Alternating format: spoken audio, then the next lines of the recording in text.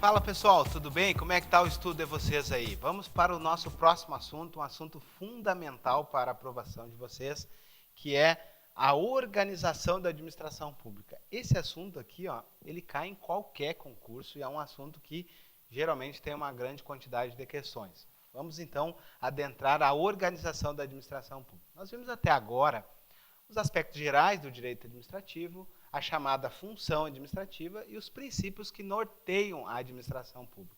Vamos agora entender um pouco mais como é que é organizada, então, a própria administração pública. A primeira coisa que eu preciso entender aqui é a classificação quanto ao sentido, tá? Então, quanto ao sentido do termo administração pública, nós temos duas classificações doutrinárias. A primeira delas, que é adotada pelo Brasil, é o conceito em sentido formal, subjetivo, orgânico. Então, quem vai fazer parte da administração pública é o conjunto de agentes, órgãos e entidades incumbidos da realização da chamada atividade administrativa. Então, nós vamos encontrar aqui os agentes públicos. Dentro dos agentes públicos, nós vamos encontrar aí os servidores públicos, os empregados públicos, ok? Agentes temporários, os órgãos que fazem parte da administração direta, as entidades, que são pessoas jurídicas, que fazem parte da administração indireta. Então, esses três conjuntos aqui fazem parte, então, da administração pública sob o sentido formal, subjetivo ou orgânico. Então, lembre aqui, ó, de forma, sujeito e orgânico, lembra órgão, né? Então, uma maneira de memorizar. Outro conceito que nós encontramos é o conceito em sentido material, objetivo ou funcional. Aqui nós não adotamos esse tipo de entendimento para classificar se faz parte da administração pública. Vejam bem, ó, esse conceito ele diz que trata-se da própria atividade administrativa ou função administrativa executada dentro do limite da legalidade. Consiste em defender concretamente o interesse público. Significa aqui o seguinte, pessoal, faria parte da administração pública todo aquele que exerce função administrativa. Então, poderíamos aqui incluir, por exemplo, uma concessionária ou uma permissionária que presta a função administrativa.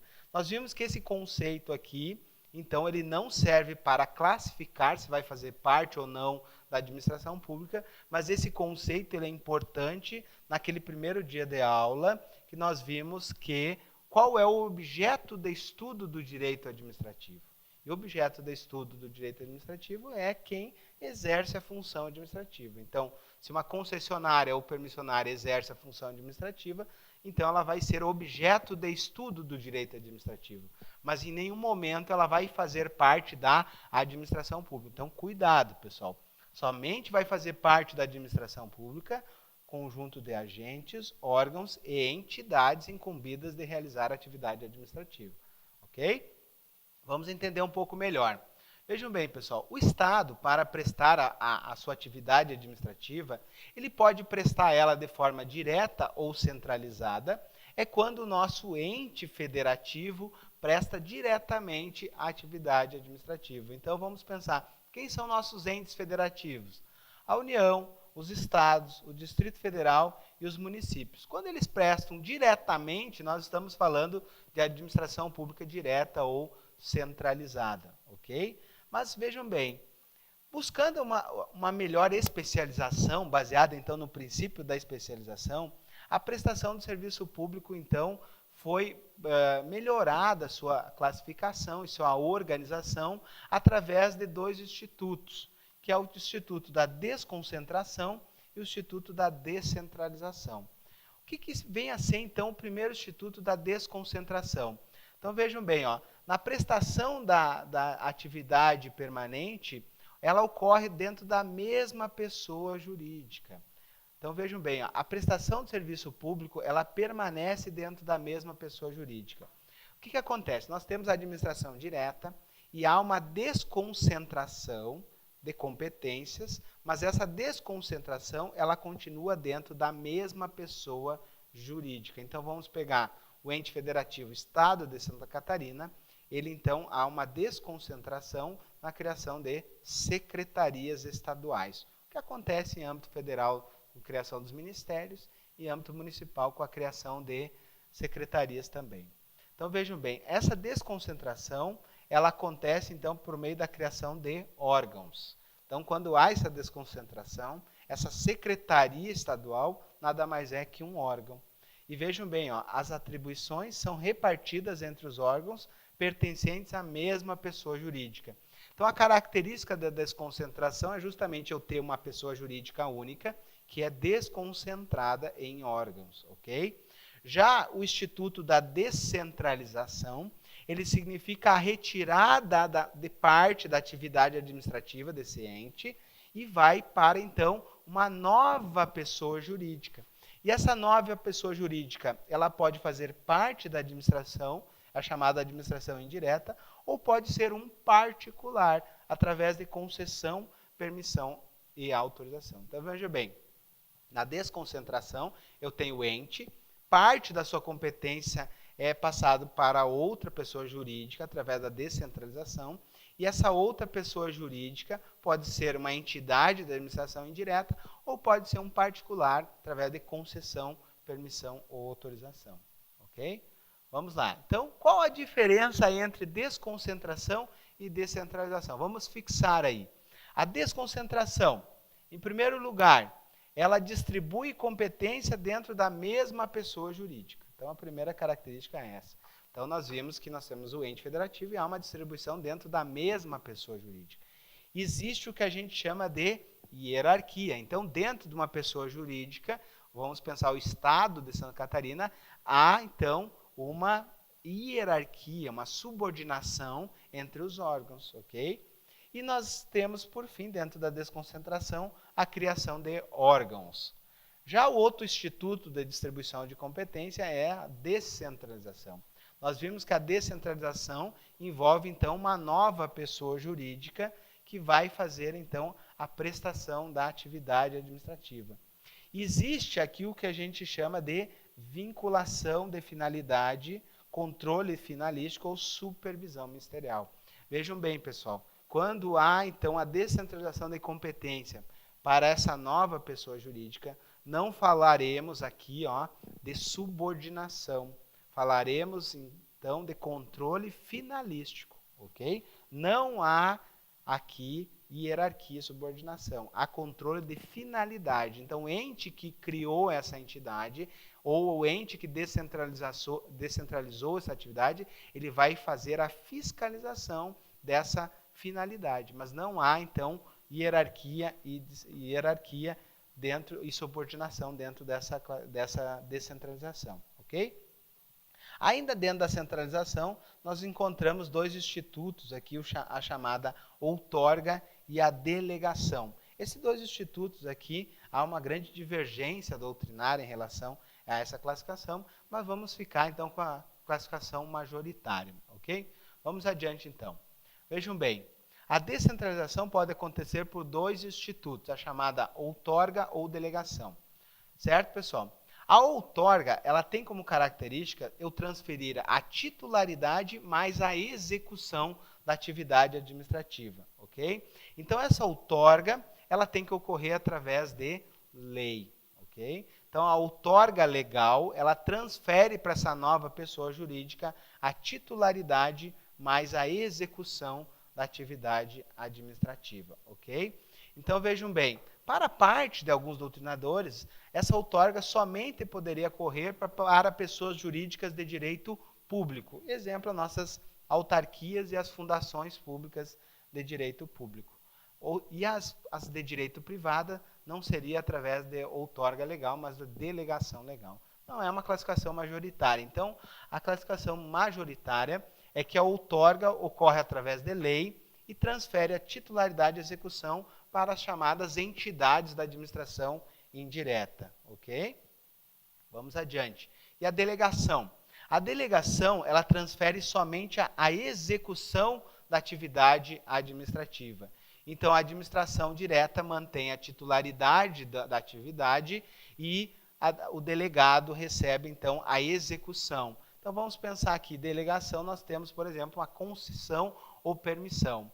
Imagine uma concessionária de serviço de transporte urbano municipal. O município mantém a titularidade desse serviço e a concessionária apenas faz a execução da atividade administrativa, ok?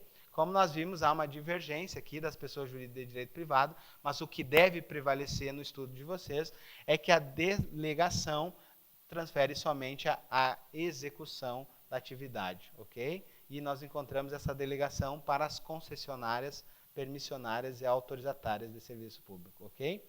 Lembrar também que a concessão e a permissão, ela deve ocorrer através de um contrato administrativo, enquanto a autorização do serviço público apenas através de um ato administrativo, ok?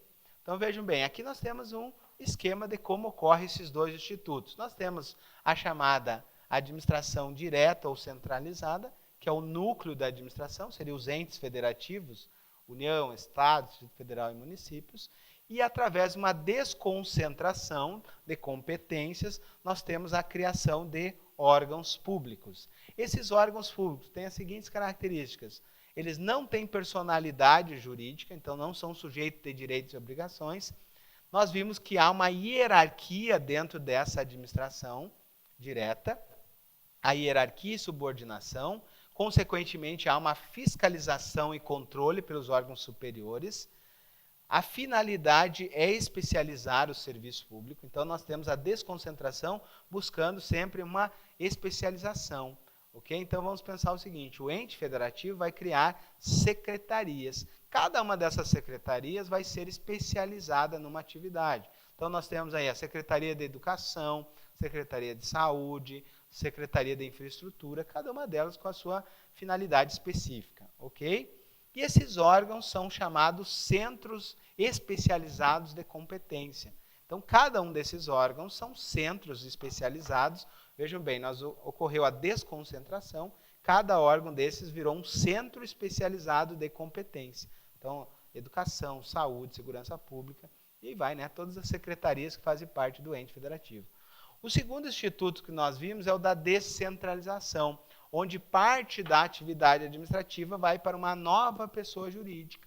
Então, a atividade administrativa estava aqui, então, através da descentralização, nós temos uma nova pessoa jurídica, que pode ser uma entidade da administração indireta ou pode ser um particular, através de concessão e permissão. Então, nós vimos que dentro da criação das entidades, nós temos a chamada outorga legal. Então, através de uma lei específica, pode ser criada, autorizada, as chamadas entidades da administração indireta.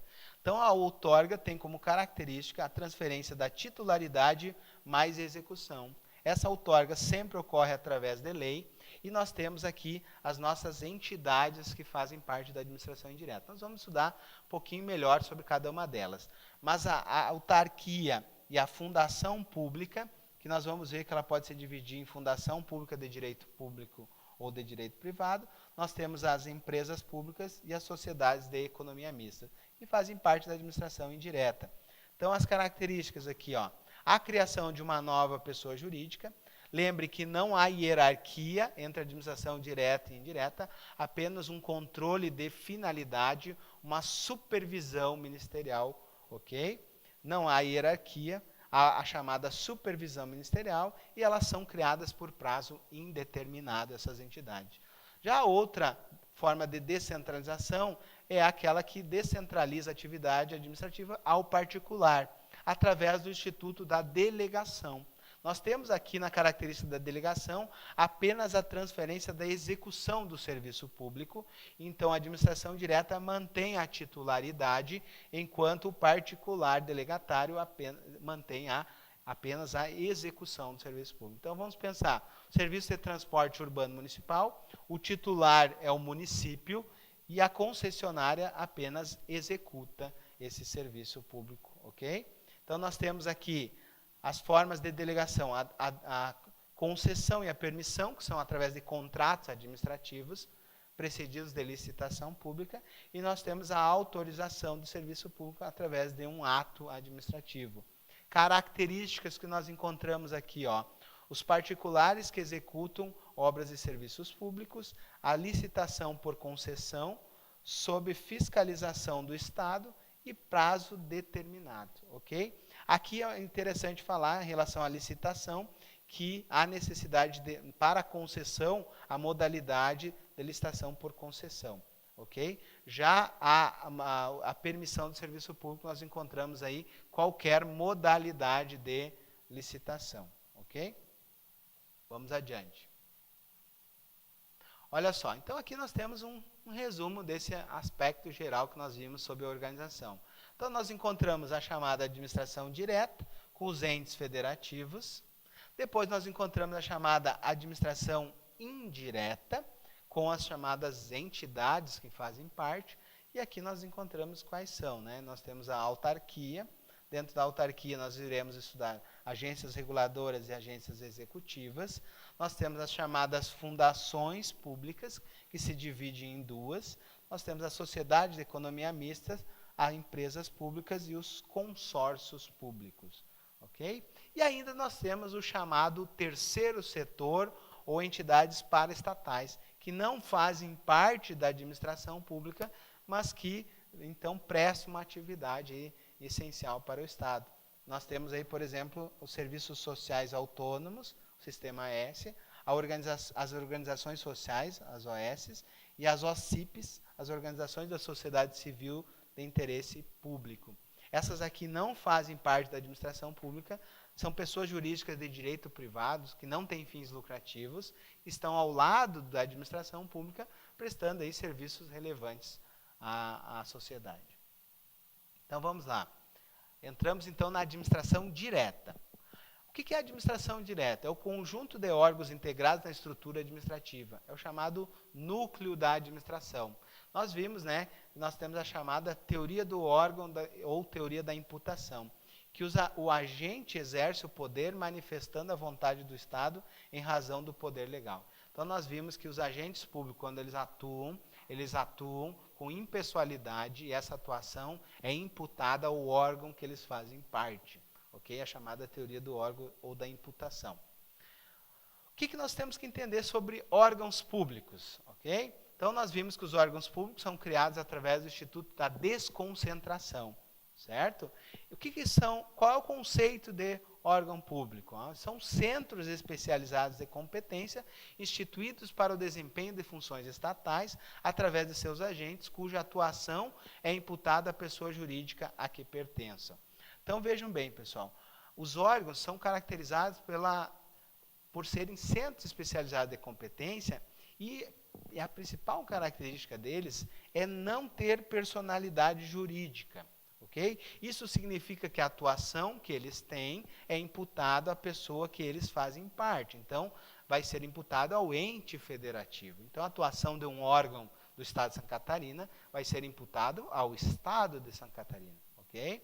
Porque a entidade, que é o Estado, ele tem personalidade jurídica. Okay? O ente estatal. Agora, o órgão, ele é sem personalidade jurídica. Embora, né, nós sabemos que os órgãos podem ter CNPJ. Então, vejam bem, ter CNPJ não significa que eu sou dotado de personalidade jurídica, ok? Então, quem tem personalidade jurídica é o ente federativo que o órgão faz parte, certo? Cada órgão vai ter necessariamente funções, cargos e agentes públicos trabalhando, né, buscando essa especialização na prestação da atividade administrativa. Aqui é importante nós chamarmos a atenção que pode haver a constituição de órgãos na administração direta, que é o que é mais corriqueiro, mas eu também tenho desconcentração na administração indireta. Então, uma entidade da administração indireta pode sofrer o fenômeno da desconcentração, buscando a especialização e a criação de órgãos, ok? Isso aqui é uma exceção, aqui muitas pessoas esquecem que existe, então, a criação de órgãos na administração indireta. Nós encontramos isso na previsão no artigo 1º, parágrafo 2º, inciso 1 da Lei 9784 de 99, que é a lei que trata do processo administrativo federal. Faça uma leitura lá desses primeiros artigos, vocês vão ver a conceituação em relação à organização. Ok, pessoal? Então, qual a diferença entre órgão e entidade? Eu já vi que órgão, em regra, é criado por desconcentração, né? É um centro especializado de competência. Já a entidade ela é criada por outorga legal, o fenômeno é o da descentralização e vai ser uma nova entidade, ok? Vai fazer parte da chamada administração indireta. Então vamos lá. Órgão é um centro especializado em competência, ele não tem personalidade jurídica própria, mas embora alguns órgãos tenham a chamada capacidade processual. Por exemplo, a Advocacia Geral da União, ela tem capacidade processual para estar em juízo, ok? Então, aqui nós temos um exemplo de órgão. Ó. O Ministério da Educação pertence à Administração Pública Direta Federal. Ok? Então, a característica do órgão, então, é ter essa desconcentração e não ter personalidade jurídica, não ser sujeito de direitos e obrigações. E a nossa entidade? A entidade faz parte da administração indireta. Uma unidade de atuação dotada de personalidade jurídica. Então, vejam bem, ó, o órgão não tem personalidade jurídica. Já a entidade, ela tem personalidade jurídica. Quando o Estado faz a descentralização, nós temos a criação de uma nova entidade aqui, e ela recebe, através da outorga legal, titularidade mais execução. Ela passa, então, a ter a personalidade jurídica. Ela passa a ter autonomia administrativa, técnica e financeira, ok, pessoal? Então, ela passa a ter aí uma personalidade jurídica, ser um sujeito de direitos e obrigações, nas nossas chamadas entidades da administração indireta, ok? Nós vimos que a outorga sempre depende de lei, ok? Nós vamos ver que algumas são criadas por lei e outras são autorizadas por lei, mas eu sempre preciso de lei para sua criação, ok? E nós vimos que as entidades, elas não sofrem controle hierárquico, não há uma subordinação. Aonde há subordinação é aqui nos órgãos. Aqui há subordinação, há hierarquia, ok? Na administração indireta não há subordinação entre a administração direta e indireta, ok? Há o que a gente chama de controle de finalidade ou supervisão ministerial, ó. Não há hierarquia com a administração indireta. Não há uma subordinação. Ok? Então, vamos ver agora o inciso lá do artigo 37, que trata da organização da administração pública. Esse artigo 37, inciso 19, ele é fundamental para concurso público. Muitos concursos apenas abordam a literalidade desse artigo. Ok? Então, atentem aos detalhes da leitura desse artigo 37, inciso 19, e depois entenderemos um pouco melhor. Então, vejam bem, a Constituição diz o seguinte: somente por lei específica poderá ser criada a autarquia e autorizada a empresa pública, a sociedade de economia mista e a fundação, cabendo à lei complementar, neste último caso, definir a sua área de atuação. Vejam bem, pessoal, nós temos aqui uma série de informações importantíssimas para o concurso de vocês. Em primeiro lugar, a criação das entidades depende de uma lei. E essa lei é específica, ou seja, tem que tratar somente dessa matéria. Não estamos falando aqui, ó, de lei complementar. Não há obrigatoriedade de ser uma lei complementar. Primeira informação importante, ok? A segunda informação importante é quem é criada por lei. Segundo a Constituição, é criada por lei a autarquia, ok? Só que nós vamos ver mais adiante que um conceito doutrinário, inclusive jurisprudencial do STF, né, entende que a fundação pública, aqui, ela se divide em duas espécies. A chamada fundação pública de direito público e a fundação pública de direito privado. E essa fundação pública de direito público também é criada por lei. A gente chama de fundação autárquica. Então, nós vejam bem, aqui a criada por lei são duas espécies de entidades, a autarquia e a fundação pública de direito público. E quem é autorizado à criação? Quem é autorizado à criação é a empresa pública, a sociedade de economia mista e a fundação pública aí de direito privado, ok?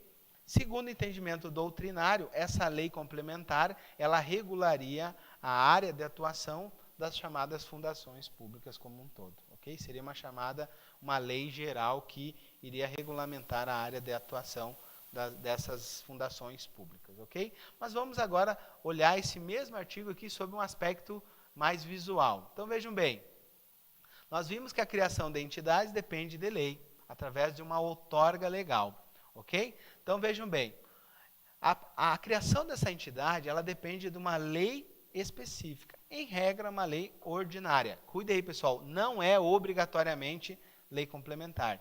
Então a lei ordinária específica, em regra, ela cria ou extingue a autarquia e ela cria ou extingue a fundação pública de direito público.